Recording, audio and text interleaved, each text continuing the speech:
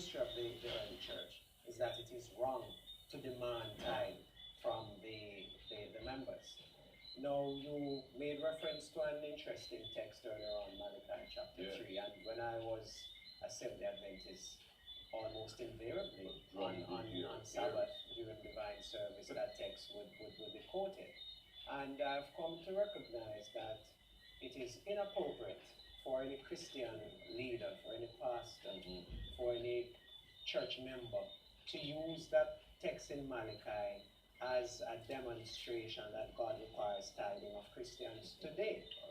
I also think that it is a species of irresponsibility to declare today that Christians who do not pay out to their churches 1/10 of their financial income are robbing God.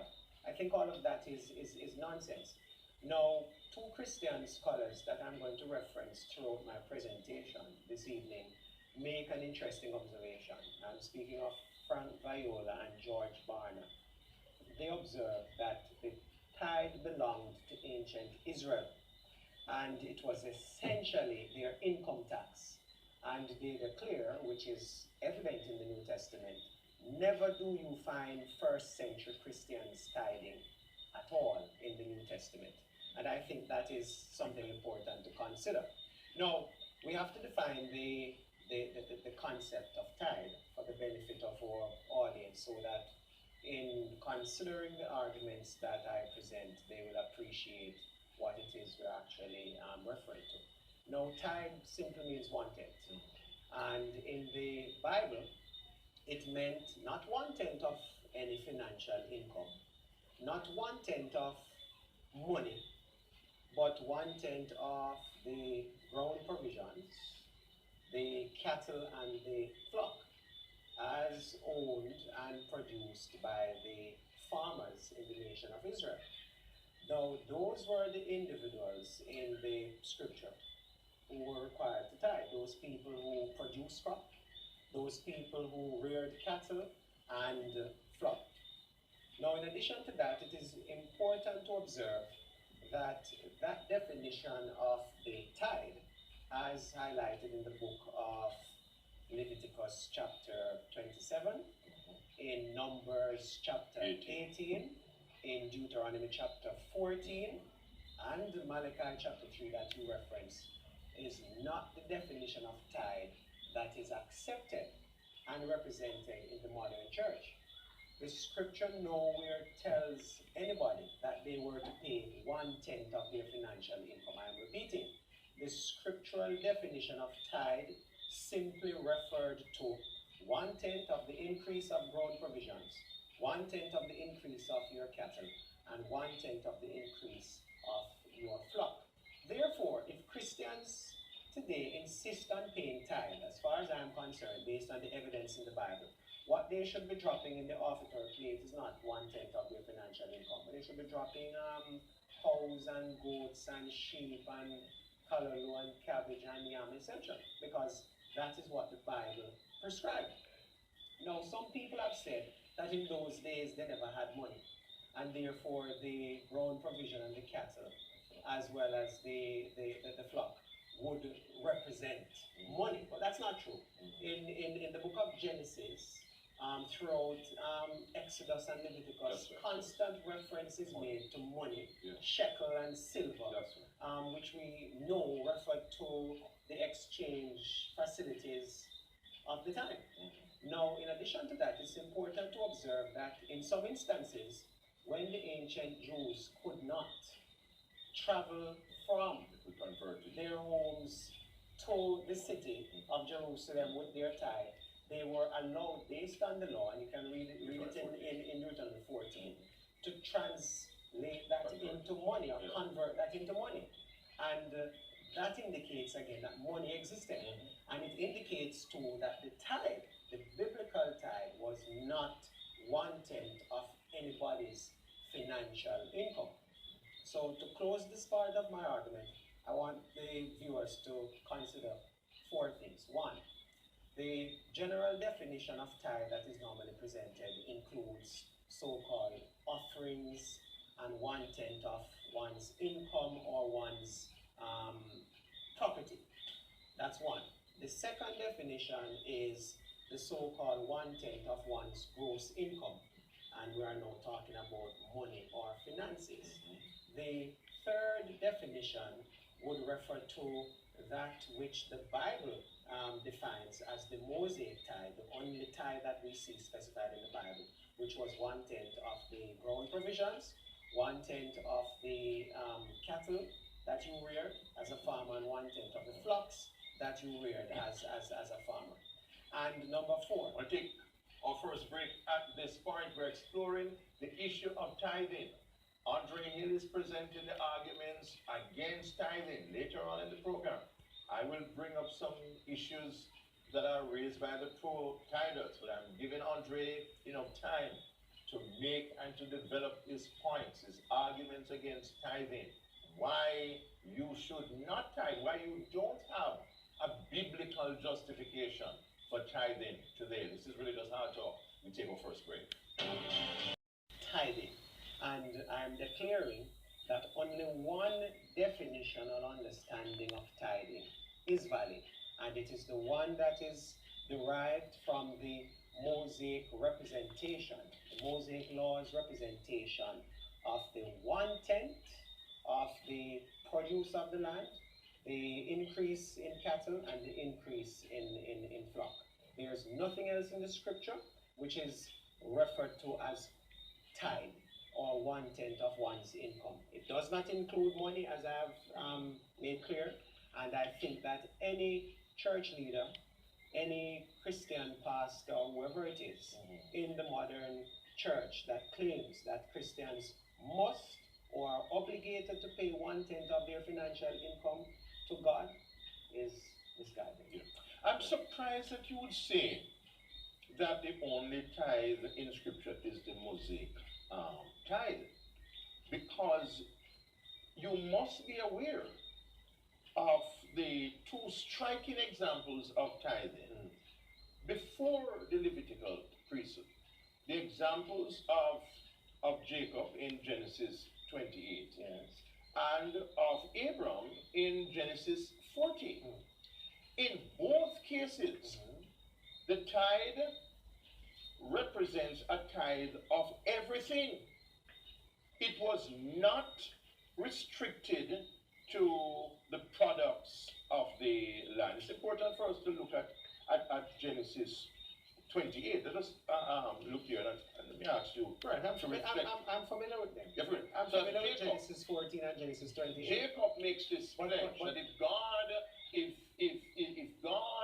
is faithful to him and God blesses him and ensures his security, Yes. he will give 1/10 of everything. Yes. And therefore, an explanation needs to be given Yes.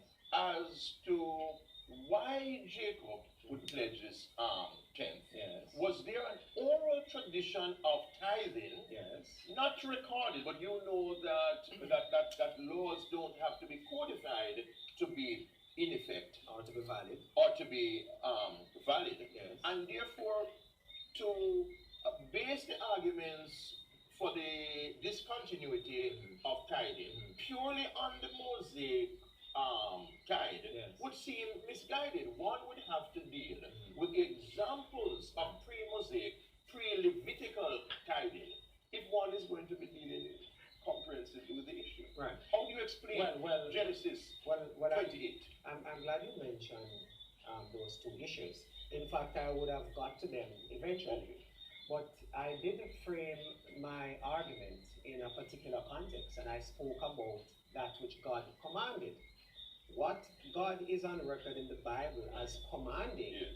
was the Mosaic tithing That's right. system. That's right. He did not command Abraham to tithe. There's no indication of that in Genesis No, what 14. we will say is That's number there's one. no record. Well, Don't say that there's not. You have to you be can. careful. Yeah, fine. I will accept that. There's no record that God commanded right. it, but the evidence from Genesis chapter 14 indicates that God did not command it. Well, You may dispute that if you want. Yeah. I'm going to make the case nevertheless, and let us get quickly to the other case you mentioned. Jacob. Jacob in Genesis 28. Again, there's no record. Yeah, it doesn't say There's no record that God commanded. Jason, not As a matter of fact, let me deal with the case of Jacob first, because it easily demonstrates the point I'm making.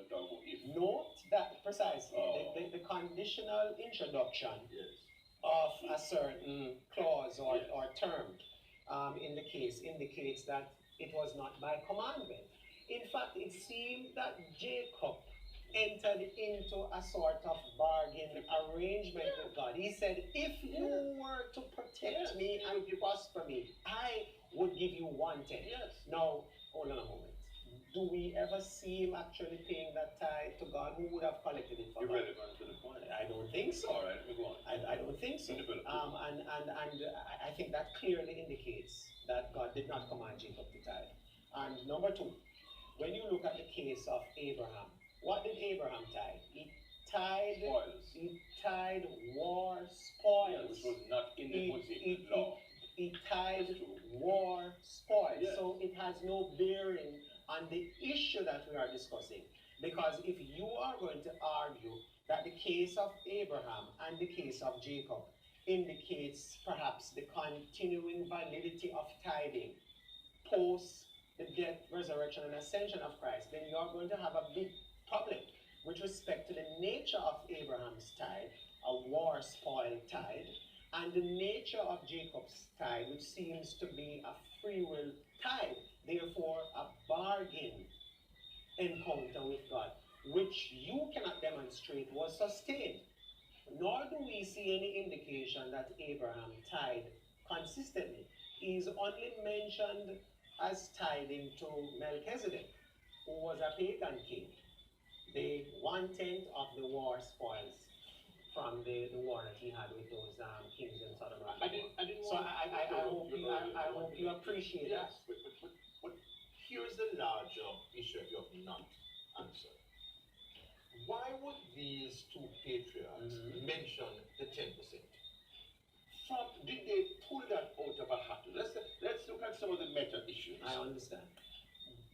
Is it coincidental that these two men who were a part of a family lineage taught by Yahweh, is it purely coincidental that they mentioned 10% as an offering to God? One in the case of a man you say who was making a bargain with God. Another in the case of a man returning from... It's not what I say. No, all right. What is indicated in the I scripture. think those details are not important. But they are important. They are larger question. They are important. If I'm asking you this, I will not accept that. They are important. This figure of 10%. Where did they get that notion of the tithe? I understand the question. So let us deal with that. I understand the question, and I'm surprised. Did they borrow it from the pagans? Well, no, you are answering your own question. Borrow it from the pagans? No, you are answering your own question, and I was about to say... That's what you're going to pass it. I was about to... They borrowed it from the pagans. Hold on. I was about to say that you asked a question that surprised me. Because I would expect that you would understand that things cannot be divorced from their context. And if you know anything about ancient Middle Eastern culture, Near Eastern culture, you would appreciate that tithing was not something that was unique among the Israelites.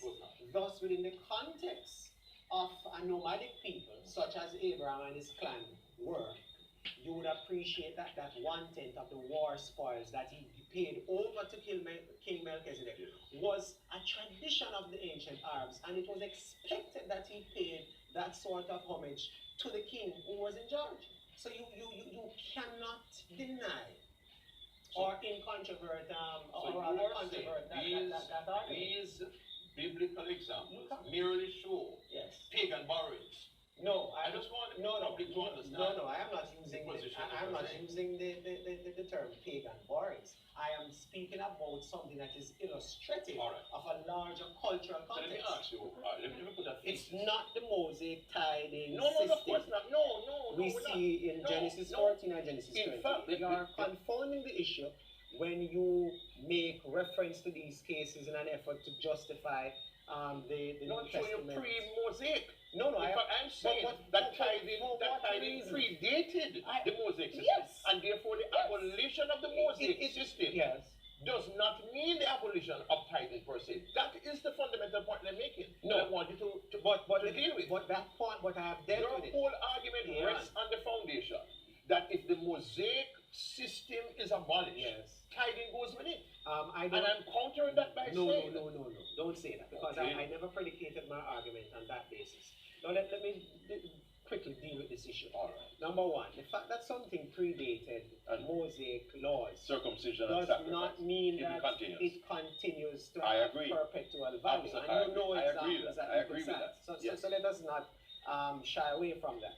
Number two, I did say to you that the fact that tithing predated the Mosaic law does not indicate whether or not, in reference to Abraham and Jacob, it has any value beyond the death, resurrection, and ascension of Christ. Because in reality, the nature of the tithing in Genesis chapter 14 and Genesis chapter 28 has absolutely nothing that is akin to that is presented during the Mosaic context. And I think that observation is important. So even if a system of tithing were to be extended beyond the New Testament, you couldn't argue that God commanded it, because we didn't see God commanding Abraham to tithe 1/10 of the war spoils, and arguably he didn't. And number two, you couldn't argue from the case of Jacob that we should tithe in New Testament times because Jacob, who predated Moses, tithe. Because based on the evidence, Jacob offered God a free will, conditional tithe, a bargain arrangement, essentially. So I don't think those references can demonstrate the New Testament validity of tithing. And finally, on that point, I did not say that you would have to dismiss New Testament tithing simply because the Mosaic law of tithing has passed away. You have to consider the nature of the tithe in the Mosaic law, as well as its constitution relative to what it is that God commanded the Israelites to tithe. And importantly, and you appreciate this, and many Christians perhaps are not aware of this, it was not all of the nation of Israel that God commanded to tithe. He merely commanded those who farmed the land, those who had cattle on the land, and those who had sheep on the land, and other flock. So what does that mean? Farmers were the ones who tithe in ancient Israel. Carpenters didn't, masons didn't, tailors didn't. Those men who made a living by their hand, tradesmen, they did not tithe. The poor did not tithe. So even if we were to argue for the validity of tithing in the New Testament system, perhaps then we could only say only those people who farm should tithe. And pastors have no right, churches have no right to demand 1/10 of anybody's financial income, because it is unbiblical. It is simply unbiblical. I want to give you enough time, to make your points. Yes. Because there are some key issues that you need to address. I'm going to go out 1 minute before my normal breakout time. I don't want to be accused of taking up the time of Dr. Hill, because we need to hear the arguments against tithing clearly and potently. And Andre Hill is well positioned to make those arguments. When we come back, I'm going to put some issues to him as we explore this matter of tithing. We take another break on Religious Hand Talk.